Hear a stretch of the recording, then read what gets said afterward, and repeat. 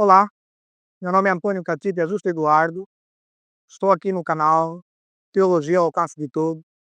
Estarei fazendo uma abordagem sobre os sete pecados capitais. No caso, vamos fazer uma série de abordagens sobre os sete pecados capitais. No entanto, gostava aqui de convidá-lo, antes mesmo de partirmos para a nossa abordagem, a curtir, a subscrever e a partilhar o canal, no caso, Teologia ao Alcance de Todos. Siga também a página do Facebook, Teologia ao Alcance de Todos, e acredito que terá mais conteúdos iguais a este.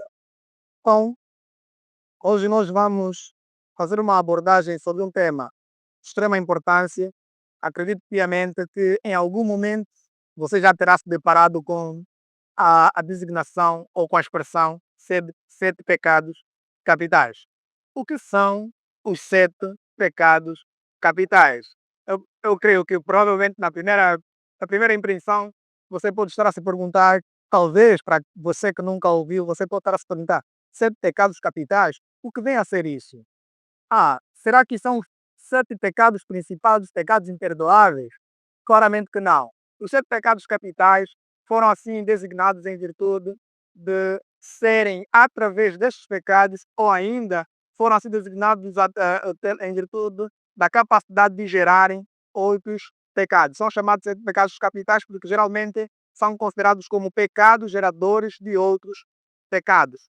Então, nós hoje vamos falar desses sete pecados capitais. Essa designação nasce também, importa dizer isso, que nasce com o grande teólogo São Gregório e, no entanto, ao longo do tempo foi ganhando forma e sendo debatido, até mesmo abordado em várias perspectivas, não apenas na perspectiva teológica, como também filosófica e até mesmo psicológica, quer do ponto de vista da psicologia, quer do ponto de vista da filosofia, tanto quanto do ponto de vista da teologia. Já temos vários argumentos, comentários em relação aos sete pecados capitais. Claro, antes mesmo de falar, assim de forma enfática, o pecado da soberba, estava aqui a fazer saber que a parte da soberba, para esses sete pecados capitais, está a luxúria, está a avareza, está a gula. Acredito que esse é daqueles pecados que quase que, assim, engraçado, né?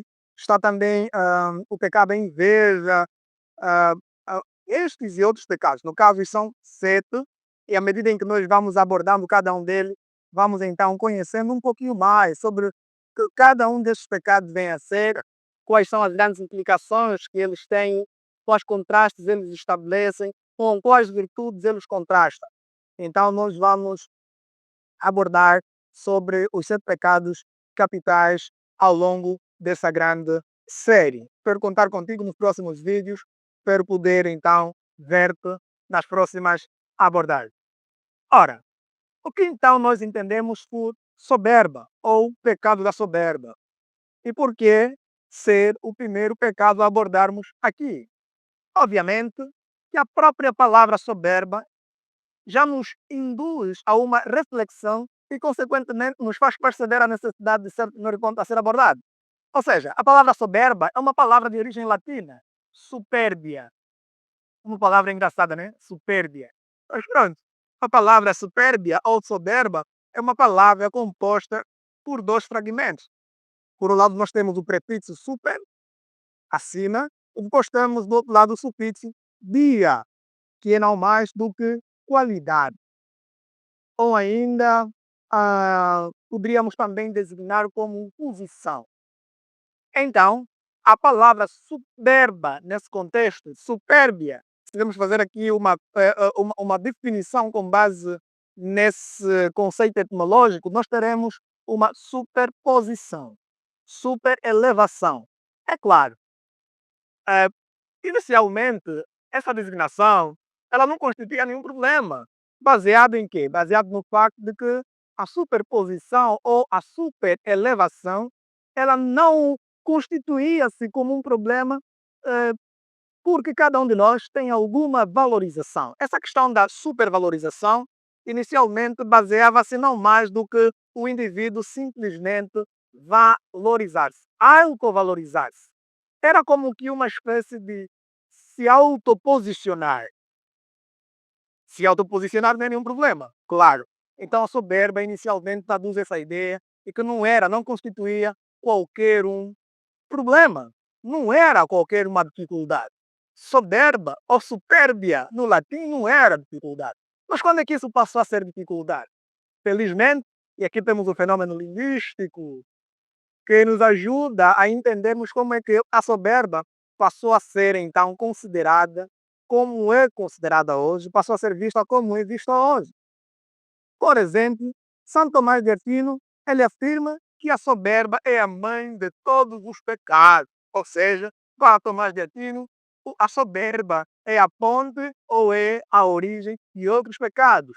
E a parte, ou seja, do outro lado, temos Santo Agostinho de Hipona, que entende que a soberba é nada mais do que o ato de um indivíduo se autocolocar, se autoposicionar numa elevação acima da sua própria realidade. Para não ser mais direto, é se colocar em uma posição acima do próprio Deus. É como que a criatura se elevando a uma posição do Criador. Isto é o que nós chamamos, então, de soberba, definido assim pelos pais, definido assim pela própria etimologia. Entretanto, a própria palavra soberba também é analisada na perspectiva da psicologia.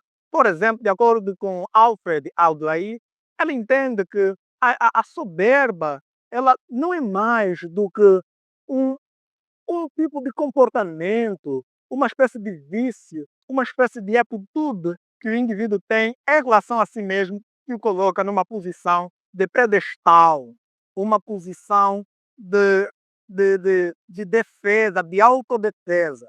Ou seja, incrível que pareça, a psicologia, embora que alguns não a consideram, mas a psicologia ela entende que o soberbo é um indivíduo que desencadeia uma série de comportamentos ao qual chamamos de soberba, através do qual ele se defende das suas insuficiências.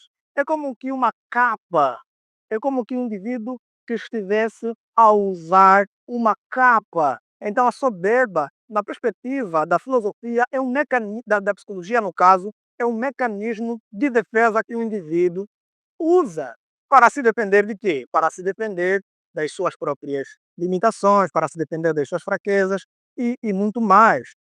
Entretanto, a psicologia também considera que o soberbo é um indivíduo, e nós podemos assim dizer de forma muito sintética, praticamente que não se percebe diante de si mesmo. Ou, vamos usar a máxima que hoje todo mundo conhece, é um indivíduo que não se conhece. Isso é o que nós podemos aqui considerar ou chamar de soberba na perspectiva da psicologia. Entretanto, a parte da psicologia está a filosofia. A filosofia, sobretudo de acordo com o próprio Aristóteles, Aristóteles considera que o soberbo é um indivíduo desmedido em relação à justiça. Ou seja, Aristóteles considera que a prudência, considera que a prudência ela consiste no reconhecimento do equilíbrio. O que é isso que Aristóteles está a chamar de prudência que consiste no reconhecimento do equilíbrio? Ora, é não mais do que um indivíduo aceitar a medida própria. É quando o indivíduo consegue se perceber a nível da sua própria proporção. Ao passo que a soberba é o oposto disso. Um indivíduo soberbo, na perspectiva da filosofia, é um indivíduo desproporcional à medida da própria realidade. É um indivíduo injusto em seu ser, porque ele procura ir além da própria realidade. Então, isso é o que em psicologia, em filosofia, podemos chamar de soberba. Entretanto, e não menos importante, porque estamos no canal Teologia ao Alcance de Todos, a teologia também oferece como um conceito, uma definição sobre soberba. Claro, nós citamos aqui São Tomás de Aquino e vamos aqui citar alguns textos, sobretudo há um, embora que com alguma discussão a considerar, que é a questão de Lúcifer, por exemplo, que é abordado e tratado como que o indivíduo que desejou em seu coração ser acima de Deus. Por exemplo, estamos aqui a citar textos polêmicos como Isaías e Ezequiel, que são textos discutidos em torno dessa questão em si sobre Satanás ser o Lúcifer, e o Lúcifer ser Satanás, e Lúcifer ser Satanás, e Satanás ser Lúcifer. Vê que eu falei, o Lúcifer, Satanás e o Satanás. Pronto. Há uma discussão que nós não vamos aqui nos prender, porque não é o nosso ponto. O que eu queria apenas considerar aqui, nessa abordagem de hoje, é como é que as Escrituras encaram a soberba. O que é que as Escrituras olham quando se refere à soberba? Ora, queria aqui, de forma muito simples, para compreendermos melhor qual é a visão das Escrituras em relação à soberba, estabelecer aqui 3 virtudes contra as quais a soberba se opõe. Atitudes quais as Escrituras emancipa, ou seja, são virtudes ao mesmo tempo que são qualidades defendidas ferrenhamente pelas Escrituras, mas que infelizmente a soberba acaba estabelecendo um contraste abismal com essas virtudes. Estamos a falar da humildade, da sabedoria e do amor. Vamos ver como é que as Escrituras, por exemplo, definem ou conceituam ou olham para a humildade, para a sabedoria e para o amor. Por exemplo, as Escrituras, quando elas se referem à, à humildade, elas não querem falar não mais do que o reconhecimento que o indivíduo tem sobre si mesmo diante de Deus, diante do próximo e diante da própria realidade à sua volta. Um texto muito enfático nessa grande verdade é o que nós encontramos em Mateus capítulo número 5, lá no grande sermão do monte, quando Cristo vai falar, bem-aventurado os humildes, porque deles é o reino dos céus. A expressão humildade ali aponta para aqueles indivíduos que se reconhecem perante Deus quem eles são e, portanto, reconhecem a necessidade de Deus na vida deles. Esses aqui são bem-aventurados. Por outro lado, o soberbo, ele se opõe a isso. O soberbo, ele não consegue reconhecer a própria realidade em si. Ou seja, ele não consegue se perceber diante de si. Então, ele estabelece um contraste com a humildade, porque a humildade consiste em reconhecer quem de facto a pessoa é, se qualidades, se defeitos, é esse indivíduo. Ou seja, a humildade é essa virtude que permite o indivíduo ver-se como deve se ver. É quando o próprio indivíduo consegue ter uma visão sobre si realista, real, sem qualquer maquilhagem, sem qualquer tentativa eh, ah, hum, de forjar ou seja, de ludibriar. Então, a soberba se opõe a isso. A soberba, ela não reconhece, ela não faz qualquer tipo de amizade com a humildade, porque a humildade diz que o limite, ou seja, a realidade é esta, mas a soberba, o soberbo, ele infelizmente, ele não se atém à humildade, ou seja, não se aceita e consequentemente se eleva a uma posição além do normal. Mas a par da humildade, ou seja, estamos também, ou a soberba opõe-se também ao que nós podemos chamar de sabedoria. Se na humildade o indivíduo se percebe diante de si mesmo quem ele é, na sabedoria o indivíduo tem um discernimento para perceber quais são de fato os seus limites. Um indivíduo que não se percebe como tendo limites é um indivíduo soberbo. Por quê? Porque nós somos seres contingentes, ou seja, somos seres dotados de limitações. Isso é muito claro. A maior prova disso é que a gente morre. Nós temos limitação. Ou seja, se através dessa grande realidade da qual nós não podemos fugir, já somos ensinados de que temos limites, a mesma realidade nos ensina que o limite ele é abrangente nos demais aspectos da nossa vida. Quer dizer, eu não consigo fazer tudo. Vê, você não consegue fazer tudo. Bem, nós não conseguimos fazer tudo, nós não conseguimos pensar tudo. Por isso é que nós precisamos de ajuda para tudo. E nós precisamos sim. Há um fato declarado na abordagem de. Deixa aqui lembrar o autor, Batista Mundi, na sua obra A Filosofia Antropológica, ele vai falar sobre o fenômeno da sociabilidade. Sabe o que esse autor fala? Esse autor diz que é arrogante dizer que nós não precisamos, que nós não temos limite, não temos qualquer incapacidade, baseado no facto de que nós, inicialmente, só mesmo para a nossa existência, nessa realidade em que nós estamos, nós precisamos que o homem e uma mulher precisavam se relacionar para a nossa existência. Quanto mais para a nossa educação, temos que ir para uma escola, quanto mais para o nosso ofício, nós precisamos de uma entidade empregadora, vê que nós precisamos com claridade de, de auxílio, nós precisamos com claridade dos outros, nós precisamos. Mas quando nós reconhecemos essa necessidade, nós não estamos fazendo outra coisa senão reconhecendo os nossos próprios limites. Se não fosse assim, nós teríamos feito todas as coisas sozinhos, sem auxílio de nada. Eu próprio seria meu próprio empregador, portanto, eu não precisaria dos meus pais para a minha própria existência. Eu não necessitaria de alguém que faça as minhas roupas, mas eu preciso comprar a roupa, eu preciso comprar o relógio, eu preciso de uma ou de outra coisa. Toda essa realidade impõe sobre nós uma grande verdade. Nós temos limites. Então a soberba é um soberbo, ele infelizmente, cegado desse entendimento mesquinho, ele não consegue reconhecer isso. O soberbo é aquele indivíduo que se coloca numa posição de autoelevação que lhe impede de ver os seus próprios limites. Geralmente o soberbo pensa que consegue fazer tudo. O soberbo pensa que ele é capaz de tudo. É aquele, talvez eu, que sei, que penso que vou fazer tudo no trabalho. O marido, talvez, que acha que tem que resolver tudo em casa. A esposa, que acha que consegue dar conta de tudo. O amigo, que acha que é melhor que, ou seja, que ele consegue fazer melhor que tudo. Então, o soberbo ele não consegue ver limite. Nós podemos chamar o soberba de um indivíduo doente. O soberba é um indivíduo doente. Por quê? Porque ele não consegue ver limite. Uma pessoa que não consegue ver limite não se percebe diante de si nem como pessoa. Porque se a pessoa tem de ter limite, pessoa tem limite. Porque pessoa precisa de coisa, pessoa precisa de Deus, pessoa precisa de outros, pessoa precisa. E o soberba, ele não reconhece isso. Está aqui uma espécie de contraste com o que nós chamamos aqui de sabedoria. O soberbo não é sábio, que ele não reconhece limites. E um terceiro e último ponto aqui a ser abordado é o amor. Incrível que pareça, o soberbo tem um amor falso.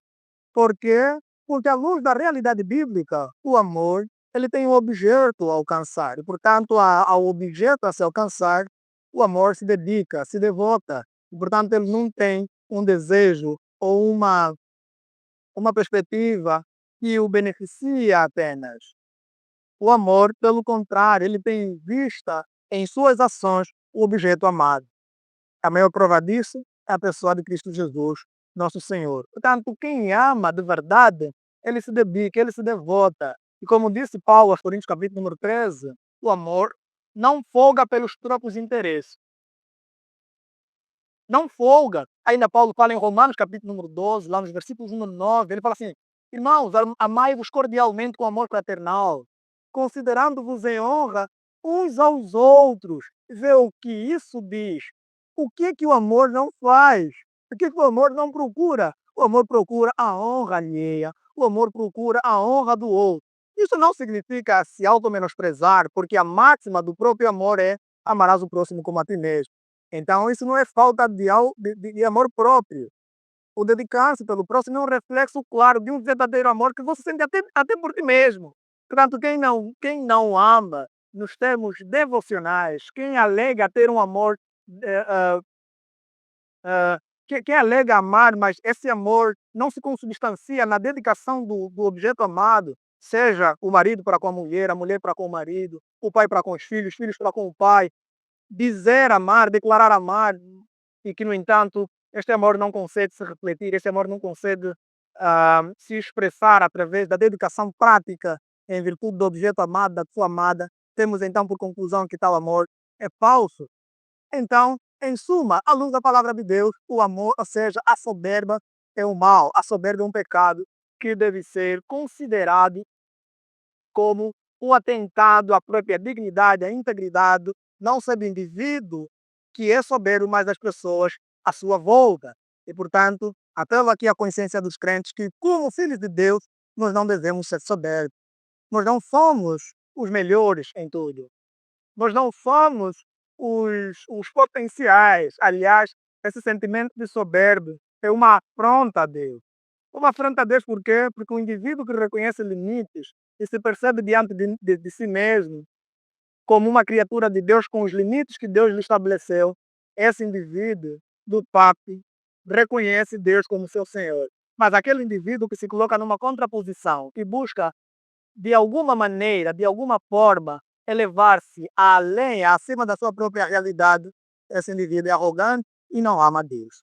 Esse indivíduo faz uma afronta direta contra Deus. Então, eh, convido-lhe a acompanhar os próximos vídeos, porque nós estaremos abordando no próximo vídeo sobre a inveja. Espero então que Deus nos ajude nesta série de abordagem a compreendermos então aquilo que são os 7 pecados capitais e que Deus nos livre deste grande mal. Até lá, estamos, estamos juntos. Não esqueça, siga, compartilhe e curta a página e o canal do YouTube.